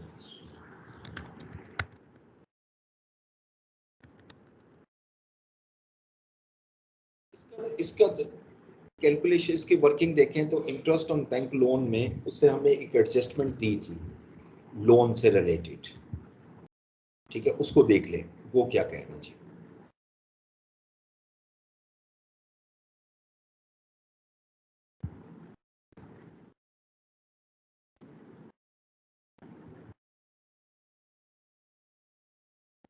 Bank loan was acquired on 1 April 2015 or principal amount is repayable in 5 equal installments on 31st March each year. Interest is payable at 10% per annum on 6 monthly basis and recorded at the time of payment. ठीक है, तो पहले तो देखिए loan है कितना. Loan की amount आ रही है 160 मिलियन. अगर मैं इसका डायरेक्ट कैलकुलेशन करूं 160 मिलियन का कितने परसेंट इंटरेस्ट रेट है? 10%. और आपने लोन लिया है मार्च में, ठीक है, तो मार्च से लेकर दिसंबर तक अगर आप काउंट करो तो ये आपके 9 मंथ बनते हैं. अप्रैल मई जून जुलाई अगस्त सितंबर अक्टूबर नवंबर दिसंबर 9 मंथ बनते हैं. ठीक है, अब इसको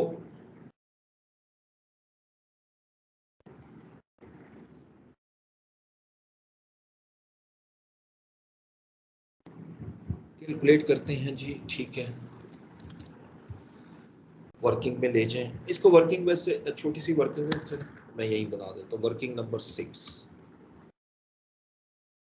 वर्किंग नंबर 7 आ जाएगी.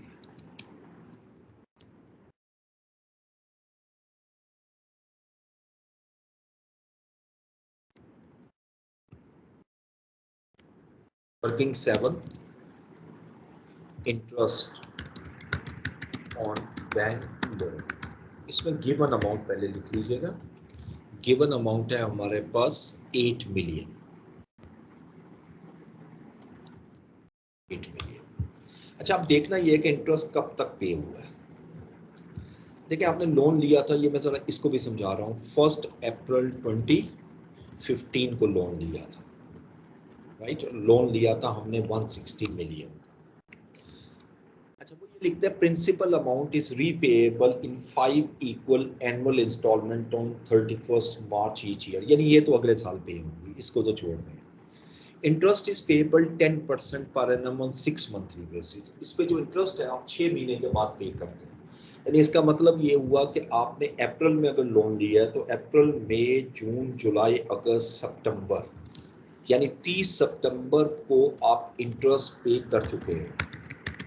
जो ऊपर जो ये जो ट्रायल में आ रहा है वो यही वाला है. ठीक है, अब इसके बाद अगला इंटरेस्ट आपने पे नहीं किया, वो रिकॉर्ड करना है. यानी 31 दिसंबर 2015 अगर काउंट करो 3 महीने का, इसको मैं अक्रूड कहूँगा, अक्रूड इंटरेस्ट. अब ये कैसे निकलेगा? 160 मिलियन इनटू इस पे 10% इंटरेस्ट लोन है और कितने महीने का? अभी मैंने आपके सामने कैलकुलेशन की 3 मंथ का. तो 160 इंटू 10% इंटू 3/12, तो ये 12 मिलियन की अमाउंट आएगी इंटरेस्ट की. ये 12 मिलियन यहाँ ले आए.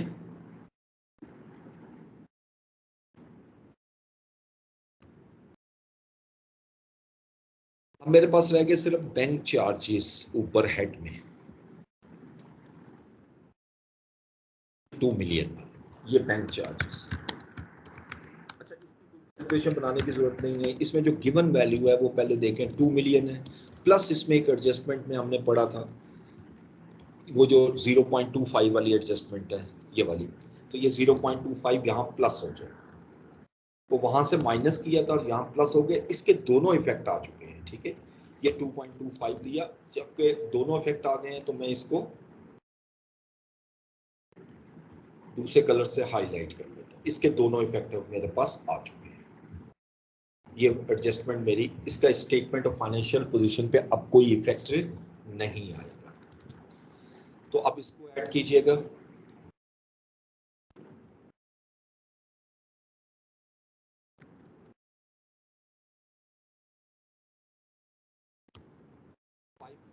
$5.67 इससे ये अमाउंट और ये अमाउंट और ये अमाउंट ग्रॉस प्रॉफिट में इसको प्लस करेंगे और 550 को माइनस करेंगे तो मेरे पास नेट प्रॉफिट आ जाएगा 288.58. This one is known as net profit. अभी मैंने एसओसीआई बनाई, इसमें कोई चीज आपको डिस्कस करनी है तो कर लीजिए. काफी टफ है ये क्वेश्चन.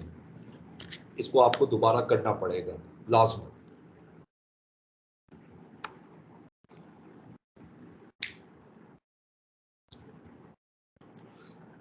ओके जी, अब statement of financial position.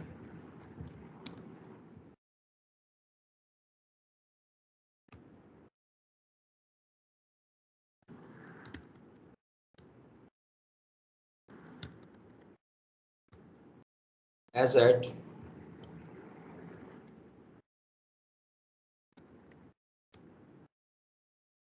Rupees in million. ठीक है जी, सबसे पहले उसी तरह एसेट्स लेते हैं।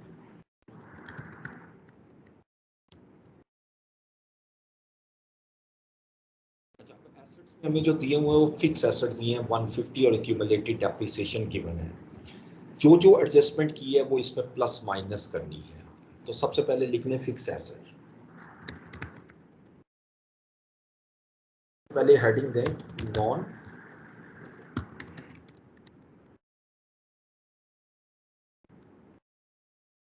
Current assets.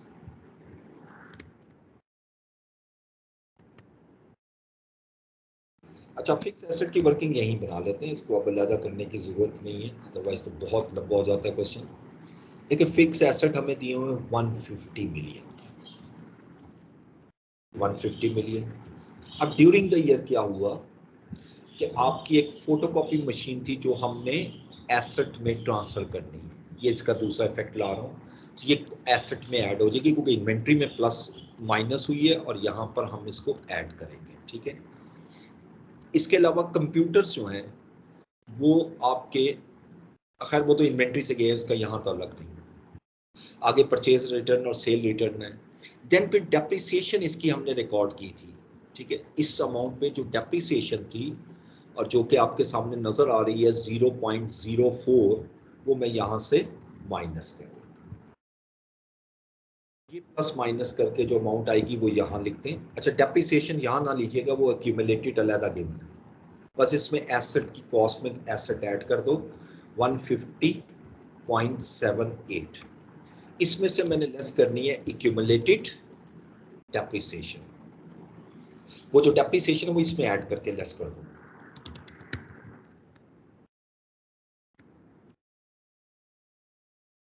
गिवन वैल्यू है 45 मिलियन, दिस वन। और जो डेप्रिसिएशन मैंने रिकॉर्ड की थी, जो नीचे हाईलाइट कर चुका हूं मैं, वो 0.04 है। ये वर्किंग 5 में लास्ट में आपको नजर आ रही होगी। तो ये अमाउंट मैं 45.04 यहाँ से माइनस कर देता हूँ, और माइनस करने के बाद जो अमाउंट आएगी वो मेरे फिक्स्ड एसेट बन जाएगी। इसके अलावा देखें तो और कोई भी हमारा एसेट नहीं है, फिक्स एसेट नहीं। अब आ जाए करंट एसेट।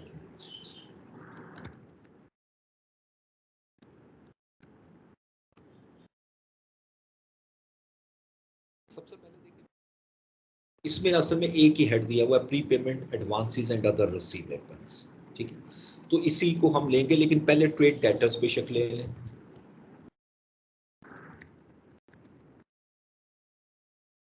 ट्रेड डेटर्स में भी एरर थी, इसको भी करेक्ट करना है। ट्रेड डेटर्स हमें जो दिए हुए हैं वो 200 मिलियन है, 200 की अमाउंट आ गई। अच्छा, अब एडजस्टमेंट में हमें दो चीजें मिली थी। एक तो सेल्स रिटर्न हुई थी जो हमने रिकॉर्ड नहीं की थी। ठीक है, जब मैं सेल्स रिटर्न रिकॉर्ड करूंगा, सेल्स रिटर्न रिकॉर्ड करूंगा, तो मेरे डेटर्स कम हो जाएंगे। जो चीज वापस आ गई उसके मैं पैसे तो नहीं लूंगा ना, 2.40। ठीक है, फिर एक एडजस्टमेंट और आई थी, ये जो बैड डेट रिकवर किए थे ये गलती से हमने माइनस कर दिए थे डेटर्स में। जब हमने गलती से माइनस किया, आप इसको दोबारा प्लस कर दो। ठीक है, और ये 3.5 मिलियन ये अब आ जाएंगे ने 200 माइनस 2.40 प्लस 3.50, प्रोविजन लेस कर देता हूं।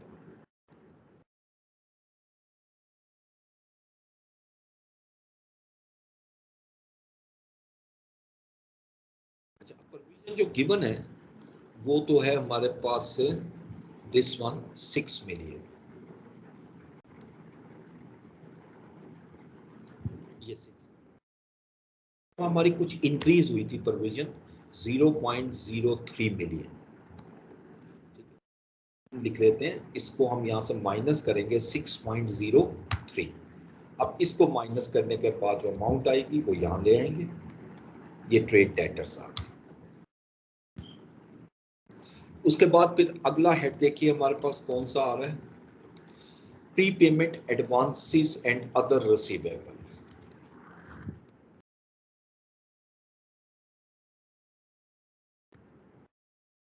इसको कन्वर्ट कर लेते हैं, वर्किंग नंबर आई थिंक 8 बनेगी।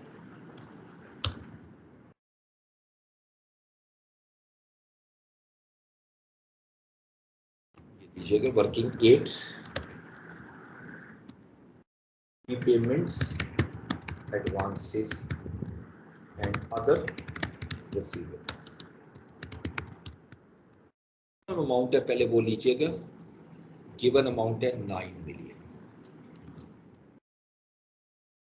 देखते हैं कि एडजस्टमेंट में कहां से आएगी, कौन कौन सी इफेक्ट यहां पर आएगा। एडजस्टमेंट नंबर अब जो येलो कलर में है वो उसी को देखूंगा मैं, ये तो इन्वेंट्री है, कंप्यूटर्स का इफेक्ट नहीं आएगा, परचेज रिटर्न का यहाँ नहीं आएगा इफेक्ट, क्योंकि हम इस वक्त कैलकुलेट कर रहे हैं pre payment other receivable. Depreciation better recovered नहीं आएगा, सर्विस इनकम भी नहीं आएगी, ऑफिस सप्लाईज, अच्छा ये ऑफिस सप्लाईज जो आ रही है ना, इसका ये चूंकि आपकी वो ऑफिस सप्लाईज जो आपकी कंज्यूम नहीं हुई थी ओपनिंग, ये जो है 0.45 0.6 वो यहाँ एडजस्ट करेंगे, ठीक है। एडजस्ट इस तरह करेंगे कि इसमें ओपनिंग स्टॉक जो है वो इसमें माइनस करेंगे, क्योंकि वो पिछले साल का था, ये सप्लाईज का ओपनिंग सप्लाईज माइनस कर देंगे। ओपनिंग सप्लाईज बन रही हैं 0.45 और क्लोजिंग इसमें ऐड करेंगे, क्योंकि वो ऐड क्यों करेंगे, क्योंकि वो इस साल कंज्यूम नहीं हुई तो वो अगले साल कंज्यूम होंगी, तो वो क्लोजिंग स्टॉक में शामिल हो, जैसे क्लोजिंग स्टॉक लेते हैं। और ये प्लस हो जाएगी 0.6 मिलियन, ये भी एडजस्टमेंट मैंने ले ली। उसके बाद और कोई एडजस्टमेंट नहीं आ रही इसमें। 9.15 की अमाउंट जो है वो प्री पेमेंट एडवांसेस में आ जाएगी, इसको यहाँ ले आते हैं डायरेक्ट। अब मेरे पास एसेट्स में सिर्फ रह गया cash and bank balance 5 million, ठीक है। अब डेबिट साइड मुकम्मल हो चुकी है, बैंक चार्जेस में ले चुका हूँ इसलिए इसी से हाईलाइट कर देते हैं। कैश एंड बैंक अमाउंट है 5 मिलियन। अब इन तीनों को हम ऐड करेंगे, ये करंट एसेट आ गए टोटल,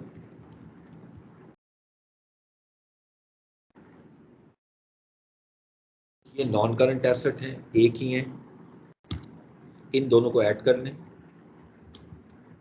टोटल एसेट्स।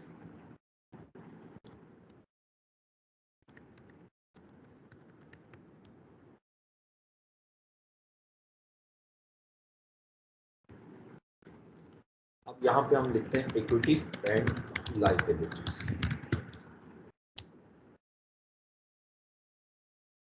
इक्विटी ले लीजिएगा उसी तरह,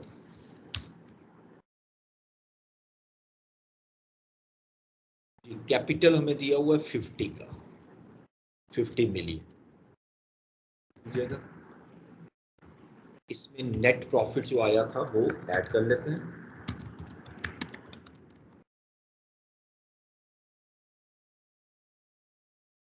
$88.58, पहले इसे ऐड कीजिएगा।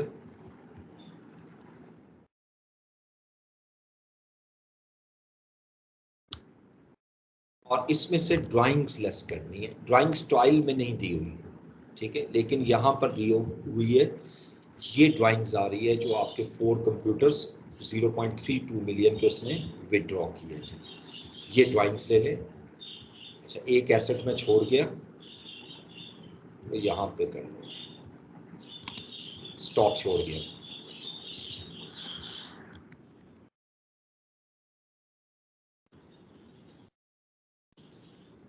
स्टॉक है हमारे पास, जो वो यहीं से ले लेते हैं जो ऊपर दिया हुआ है। हमने वर्किंग बनाई थी स्टॉक की 26.40, ये रह गया था। इसके बाद इसको टोटल सही कर लें।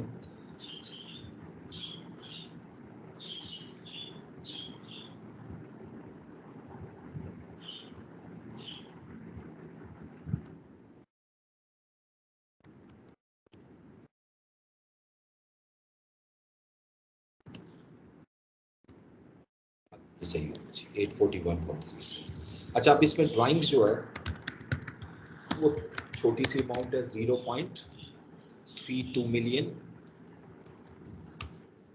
कर दें तो मेरी इक्विटी कंप्लीट हो जाती है।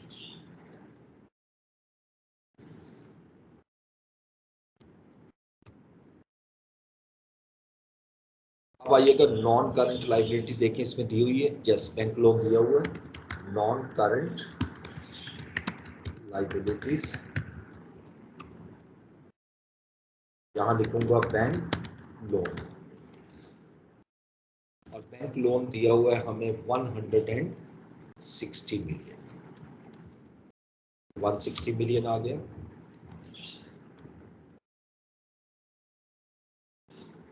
ये 160 मिलियन, ओके। अच्छा, ये एडजस्टमेंट भी हाईलाइट कर लेते हैं। स्टॉक वाली भी मैंने ले ली थी, वो मिट हो गई थी। देख लें कोई एडजस्टमेंट रह गई हो।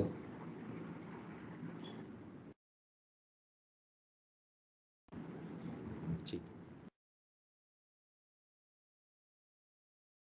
एक और रह गई है एडजस्टमेंट, करंट लाइबिलिटीज, एंड पे मैं कर देता हूँ, वो एक रह गई है। करंट लाइबिलिटीज में सबसे पहले ट्रेड क्रेडिटर्स गिवन है, ये गिवन है 320 मिलियन, ये 320 मिलियन आ जाएगा।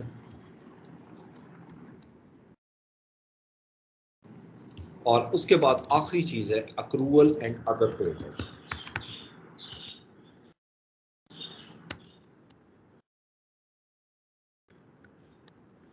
वर्किंग 9 में छोटी सी बना,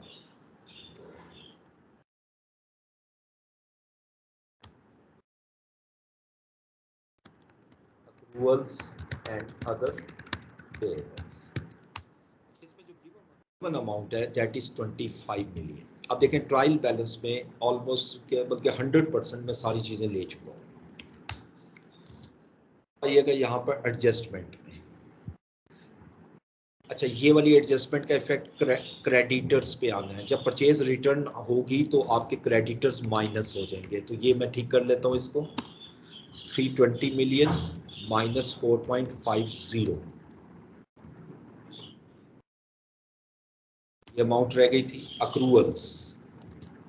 अच्छा, अब देखिए यहाँ पर ये वाली एडजस्टमेंट जो हमने की थी, इसमें जो आपने अमाउंट रिसीव की थी ना 1.8 मिलियन की, ठीक है, उसमें इनकम हमारी कितनी बन रही थी ये मैंने कैलकुलेट किया था। यहाँ पर आपकी जो इनकम बन रही थी, एडवांस रिसीव किया था 1.8 मिलियन और 2 मिलियन हमने इनकम रिकॉर्ड की, तो बाकी जो 0.2 मिलियन इनकम है वो रिसीवेबल है, वो रिसीवेबल है। यानी 1.8 मिलियन मैं रिसीव कर चुका हूँ, 2 मिलियन मेरी इनकम बनती है 5 मंथ के हिसाब से, तो 0.2 मंथ रिसीवेबल में आएगा, ये अदर रिसीवेबल में लेके जाना पड़ेगा, यहाँ नहीं आएगा।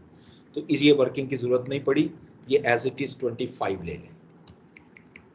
अब मैं उसको ठीक करता हूँ जो एक एडजस्टमेंट रह गई है।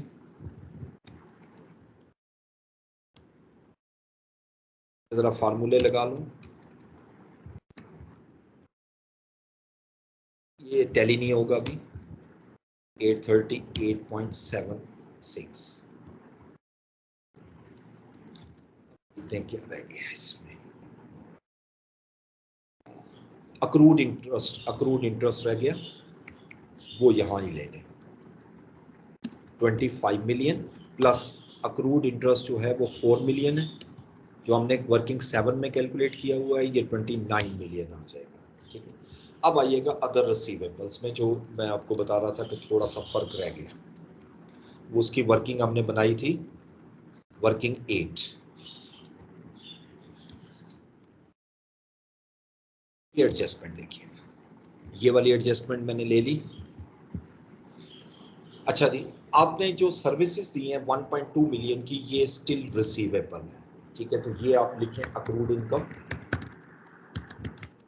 ये आ जाएगी अमाउंट 1.2 मिलियन। इसके अलावा ये जो सेकंड पोर्शन आ रहा है कि आपकी इनकम जो आपने रिसीव की है वो 50% एडवांस रिसीव की है 1.8 मिलियन, ठीक है। लेकिन जो आपकी इनकम बनती थी वो 2 मिलियन है, तो इसका मतलब 0.2 मिलियन रिसीवेबल है, रिसीवेबल मेंटेनेंस, 0.2 मिलियन। अब इसका फॉर्मूला चेक करें तो 10.55, ये अमाउंट यहाँ पर चेंज कर देते हैं 10.55। अब देखें बैलेंस शीट ऑटोमेटिकली टैली 842.76, 842.76। तो ये बहुत केयरफुली करने वाला क्वेश्चन है इसमें। अब देखिए मैंने भी किया तो एक दो चीज़ें रह गई थी, लेकिन अगर आप एडजस्टमेंट को साथ साथ लेके चलोगे ना तो आपको ये पता लग जाएगा कि कोई चीज़ रह गई है या नहीं, ठीक है। जैसे अभी मैंने किया तो मुझे अंदाज़ा हो गया कि ये चीज़ रह गई थी। तो ये 2 क्वेश्चन मैंने आपके सामने किए। इसमें आप क्वेश्चन यकीनन आपके होंगे, मुझे मालूम है ये इतना आसान नहीं था, लेकिन थोड़ा सा इसको घर जाके एक दफ़ा फिर रिवाइज करोगे तो समझ में आएगा। अब बताओ अगला क्वेश्चन भी कर लें एक और।